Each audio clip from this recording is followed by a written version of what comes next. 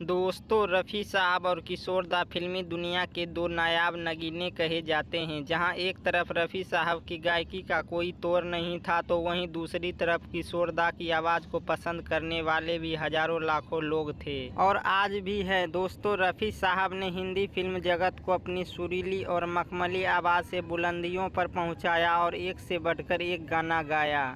बेखुदी में सनम उठ गए 18 बरस की तू होने को तूने काजल लगाया दिन में रात हो। वहीं किशोर दा की आवाज़ का जादू भी लोगों के सर चढ़कर खूब बोला।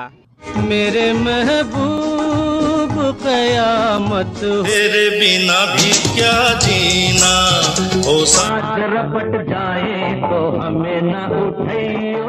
दोस्तों, दोनों ही महान गायक थे और दोनों के गाए हुए कई गीत आज भी फिल्मी गलियारों में गूंजते हैं। मगर दोस्तों, उन्हीं फिल्मी गलियारों में अक्सर यह बातें भी होती थी कि किशोर दा रफ़ी साहब को पसंद नहीं करते और उन्हीं बातों को लेकर कई किस्से भी मौजूद हैं। लेकिन दोस्तों, हकीकत कुछ और ही थी। आदमी जो कहता है आज इशारों को अगर समझो राज को राज। दोस्तों, फिल्मी दुनिया में दो सितारों के बीच ही कंपटीशन नहीं होता, बल्कि कई बार संगीतकारों और गायकों को लेकर भी कंपटीशन की खबरें आती है और इसी तरह किशोर दा और रफ़ी साहब के बीच के मुकाबले की भी खूब बातें होती थी। दोस्तों, कहा यह जाता है कि किशोर दा रफ़ी साहब के साथ गीत नहीं गाना चाहते थे। हालांकि दोनों की गायकी का अंदाज एक दूसरे से काफी अलग था और दोनों की आवाज में तुलना करना जैसे बेईमानी होगा। जहां रफ़ी साहब को हर शैली, हर अंदाज, हर तरीके से और हर कलाकार पर गीत गाने में महारत हासिल थी, तो वहीं किशोर दा का अंदाज भी बिल्कुल अलग और निराला था और मुश्किल से मुश्किल गीत को भी वो बड़ी ही आसानी से गा जाया करते थे। पल पल दिल के बड़े मियां दीवाने।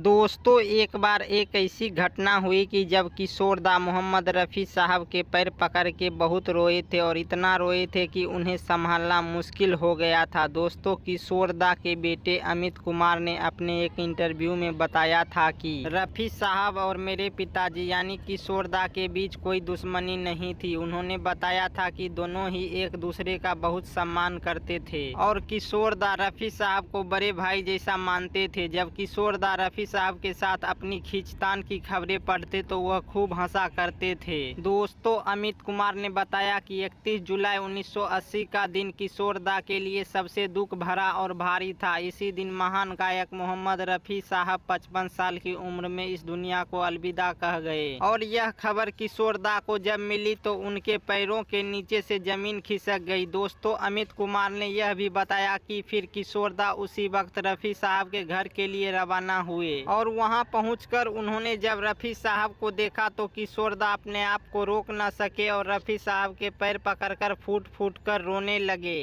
मोहम्मद रफी तो बहुत। दोस्तों, किशोर दा को संभालना बहुत मुश्किल हो गया था और उन्हें इस तरह रोता बिलखता देखकर वहां मौजूद हर शख्स की आंखें नम हो गई थी। इस मंजर को देखकर लोगों के मन से वह सारी गलतफहमियां भी दूर हो गई थी जो रफ़ी साहब और किशोर दा के बीच को लेकर थी। और दोस्तों, जो लोग नहीं जानते उन्हें बताता चलूं, रफ़ी साहब का जन्म 24 दिसंबर 1924 को हुआ था। वहीं किशोर दा का जन्म 4 अगस्त 1929 को हुआ था। किशोर दा रफ़ी साहब से लगभग 5 साल छोटे थे और किशोर दा का निधन रफ़ी साहब के निधन के लगभग 7 साल बाद 13 अक्टूबर 1987 को हुआ। फिलहाल दोस्तों, आज की वीडियो में इतना ही। यह छोटी सी जानकारी अगर आपको अच्छी लगी हो तो वीडियो को लाइक और चैनल को सब्सक्राइब करके अपना साथ और प्यार जरूर देना। हम फिर मिलेंगे बहुत जल्द एक नई वीडियो के साथ।